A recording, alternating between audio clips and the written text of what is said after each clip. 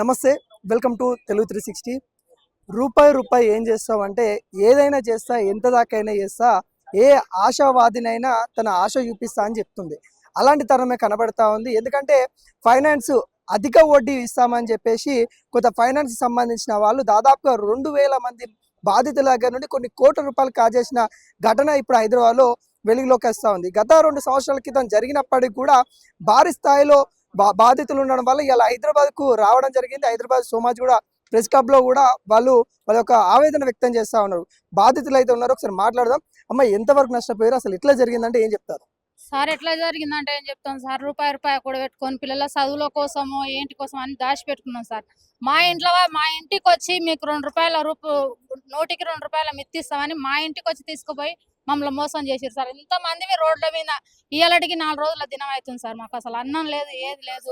5 రోజుల దినం అవుతుంది సార్. ఈ ముసలోళ్ళని వీళ్ళంతా చూడండి సార్ ఒకసారి. మీరు మీడియా కొంచెం ఏంది అది ఈగ వాళ్ళంత జాగా ఉన్నా పట్టుకోసారు మీరు. అందుకు మీకు ధన్యవాదాలు చేస్తున్నాం సార్. కొంచెం మా డబ్బులు మాకు ఇప్పిస్తే మీకు రుణమై ఉంటాం సార్. మేము చాలా ఇంతవరకు వాళ్ళు ఎట్లా అప్రోచ్ అయ్యారు? ఎంతమంది ఉన్నారు మీ ఊరు? ఎంతమంది? మా ఊరిలో ఉన్నాం సార్, బానే ఉన్నాం సార్. ఒక 100 మందికి ఉన్నాం సార్ మేము.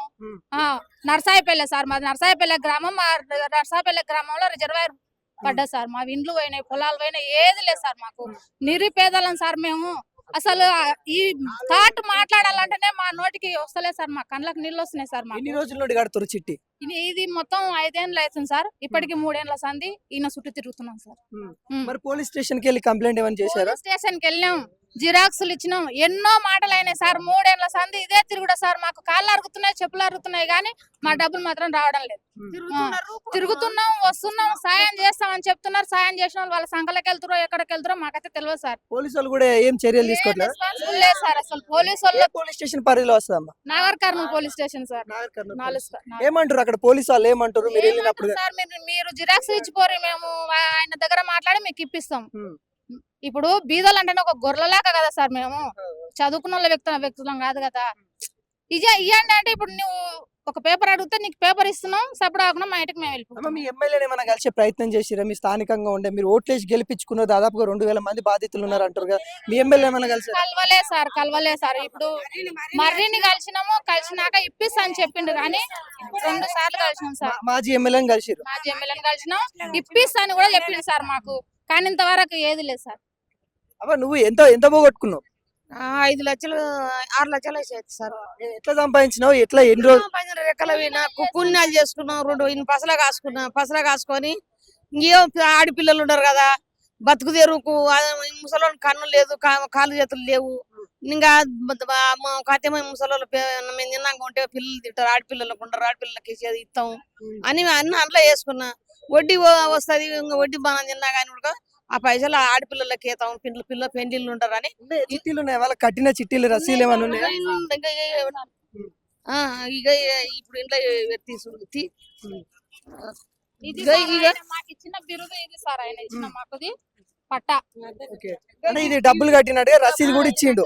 ఇక చూడండి, ఓం శ్రీ సాయి అనే ఒక ఫైనాన్స్ ఓం శ్రీ సాయి రామ్ అనే సంస్థ వాళ్ళు అయితే ఫైనాన్స్ సంబంధించిన వాళ్ళు దాదాపుగా అంటే ఇద్దరు అంటే తాత పేరు నీ పేరు సార్. బతుకుతారు, కన్ను లేదు, బతుకుతారు, కాళ్ళు లేవు. ఇప్పుడు కాళ్ళు ఉన్నప్పుడు వచ్చి ఇంటికాడ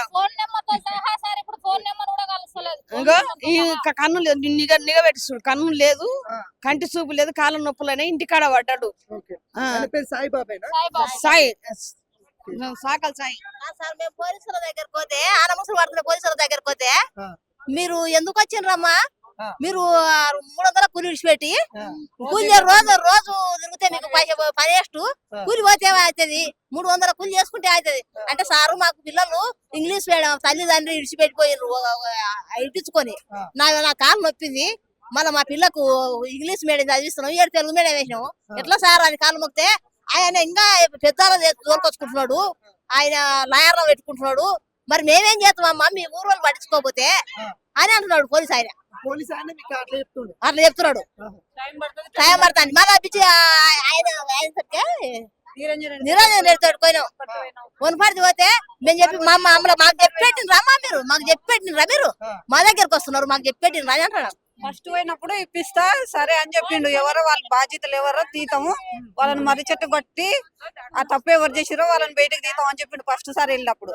అట్లే సరే ఇప్పిస్తానని నాకు చెప్పి ఎలక్షన్ల కన్నా ఫస్ట్ మళ్ళీ ఎలక్షన్ల ముందర మళ్ళీ పోయినాం. ఇప్పిస్తావా సార్ మళ్ళీ ఏం అనకపోతే మరి మళ్ళీ అట్లని మళ్ళీ పోయినాం. మళ్ళీ పోతే మీరు కొంటం దగ్గర పైసలు పెట్టి నాతోనికి వస్తే నేనేం చేస్తా అని అంటే అట్లా అప్పుడు అట్లాంటివి ఇప్పుడు అట్లా ఇట్లాంటి సార్ అని కాళ్ళు మొక్కిన కాళ్ళు మొక్కితే కూడా ఇట్లా తన్నుకుంటా వెళ్ళిపోయింది ఎక్కి కారు ఎక్కి కాళ్ళ దగ్గర.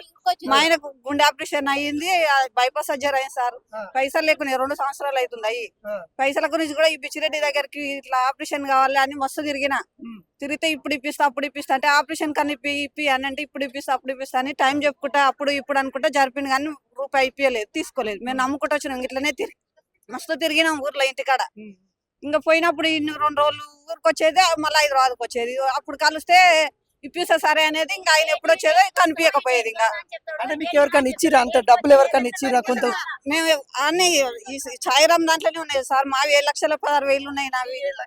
ఆ, ఎంతమంది దాకున్నారు మొత్తం మా ఊరోళ్ళ మస్తు ఉన్నారు సార్. మా ఊరోళ్ళే 200 మందికి ఎక్కువ ఉంటారు. తీసా మీరే పట్టుకుని వచ్చి రేడికి పట్టుకొని వచ్చిన సార్. మావే ఖర్చు మస్తు మొత్తం ఖర్చు మేమే తిరుగుతున్నాం సార్. ఇట్లా నార్కల్ తిరిగినాం, మొత్తం తిరిగినాం అంతా. హైదరాబాద్ కూడా వచ్చిర్రు.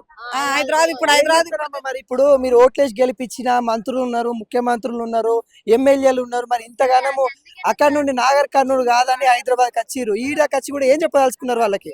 ఇదే చెప్తున్నాం సార్, న్యాయం చేయాలి మాకు, నాకు న్యాయం జరగాలి సార్ అని చెప్తున్నాం సార్. మా పిల్ల చదువు పంగము తల్లిదండ్రులు ఇడిచిపెట్టిపోయింది, తల్లి ఇడిచిపెట్టిపోయిండు. ఆ పిల్లకి ఇచ్చిన పైసలు అలా పెట్టినాము. ఇంగ్లీష్ మీడియం 3 ఏళ్ళు చదివింది, 1 ఏడు చదవలేదు. మా పెద్ద బిడ్డలో ఇల్లు కట్టుకోవాలి, ఇల్లు అమ్ముకున్నారు, గుడి చేసుకొని ఉన్నారు. గుడిసేలా 25 లక్షలు ఉన్నాయి, ఇద్దరు కలిసి పిల్ల వీజా 25 లక్షలు ఉన్నాయి. పిల్ల వాళ్ళు ఉన్నారు సార్. నిజంగా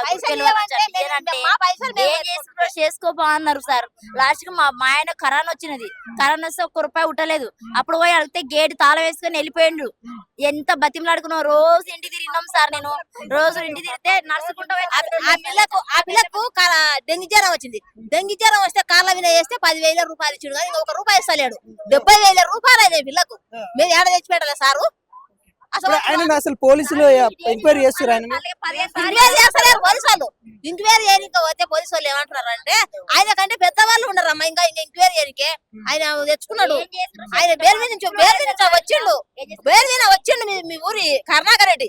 మీరు ఊళ్ళో పోయి మాట్లాడరాదంటే ఊరి అంటే మా మంది వస్తలేరు. చూసిరు కదా చాలా మంది విలేజ్ ఉండి. ఒకసారి మనం ఈ డిసిఎం కూడా చూస్తా ఉన్నాం. డిసిఎం నిండా జనాలు వచ్చిర్రు. మేము నష్టపోయినాము, మమ్మల్ని నష్టం చేసిర్రు. ఈ విధంగా కొన్ని లక్షల రూపాయలు మేము రూపాయి కూలీ నాలి వేసుకున్న రూపాయి కూడా పెట్టుకున్నది చిట్టీల పేరు మీదతో, ఫైనాన్స్ పేరుతోని ఈ విధంగా మమ్మల్ని మోసం చేసిరని కూడా చెప్తా ఉన్నారు.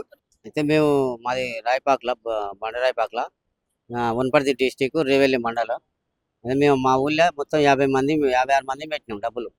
అయితే మా పాలమూరు రంగారెడ్డి డిస్టిక్లో పాలమూరు రంగారెడ్డి ప్రాజెక్టులో మా భూములు ఇండ్లు కోల్పోయినాయి. అట్టి డబ్బులు ఏం చేసినాం మేము, ఆయన 2 రూపాయల వడ్డీ అని ఆశ చూపినందుకు అందులో పెట్టినాం. అయితే అందులో పెట్టినాక ఏం చేసినాం, 1 సంవత్సరం నడిపించాడు. సంవత్సరం నడిపించి తర్వాత బోర్డు తిప్పేసి డబ్బులు తీసుకొని పారిపోయినగా చూస్తే మన పర్వతాలన్న ఆయన వచ్చి తెలిసిన వాళ్ళు ఉండి ఆయనను మళ్ళేసి కేసు చేసి ఇంకా మనకు న్యాయం చేయాలని మేము అనుకుంటూ పోలీస్ స్టేషన్ కావాలంటే ర్యాలీ చేసుకుంటూ పోయినాం. చేసి అట్లే నడుపుకున్నప్పుడు ఇప్పటికీ 2 సంవత్సరాలన్నర అవుతుంది. మాకు డబ్బులు 4 సంవత్సరాలు అవుతుంది. మేము తిరగబడి కూడా 2 సంవత్సరాలన్నర అవుతుంది. మాకు 1,800 కోట్లు 180 కోట్లు పైసలు, మన 2,500 మంది బాధితులం. మేము తిరగడమే ఉంది కానీ మాకు న్యాయం జరగడం లేదు.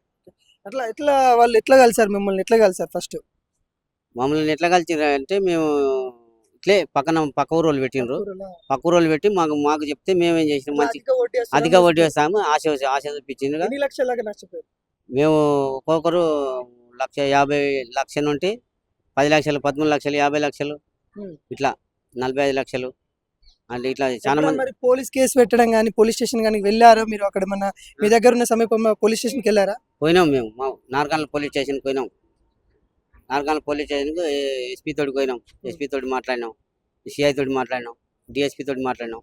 డిఎస్పీ తోటి మాట్లాడితే ఆ సార్ మీకు 1 నెల లోపల మీకు న్యాయం చేస్తా అన్నాడు.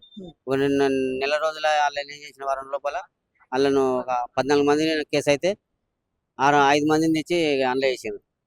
జైలు అంటే వేసిండు. మీరు ఏం కోరుకుంటారు ఫైనల్ ఫైనల్ గా ఏం కోరుకుంటున్నాం అంటే మాకు న్యాయం జరిగించి మాకు డబ్బులు ఇప్పించగలరని మీ మీడియా మిత్రులందరికీ వందనాలు చేస్తాం.